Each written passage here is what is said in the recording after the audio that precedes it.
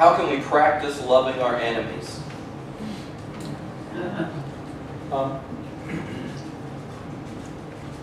You know, a good start is to start doubting everything that you've heard about your enemies. Because almost everything we know about our enemies, we hear from people who are part of us, who have all kinds of reasons to hate our enemies with an agenda. And what is very disturbing is how often you find out your enemies have no resemblance to the way they're described. There's a Nigerian speaker whose name I can't remember at the moment and can't pronounce when I can remember it. But she says that, actually she quotes someone else to say that one of the ways to destroy someone is to tell their story starting with point 2.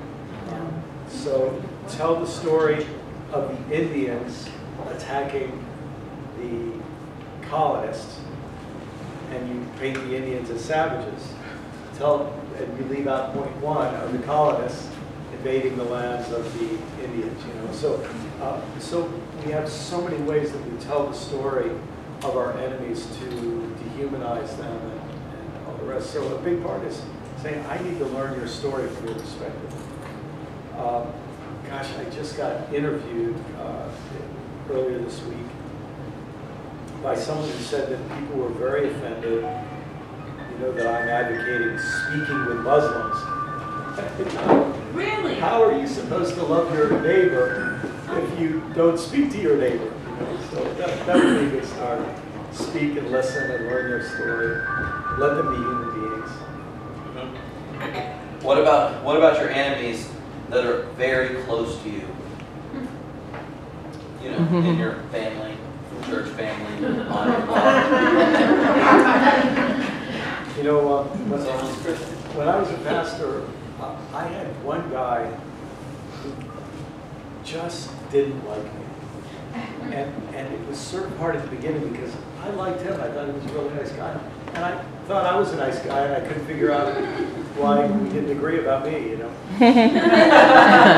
And over time, he was so nasty to me that I started to really dislike him as well. And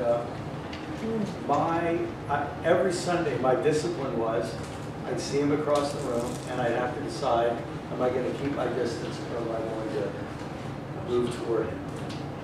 And so I just made it my business that my little motto is you move toward the other. So I would always go over and say hi to him and try to treat him like a human being.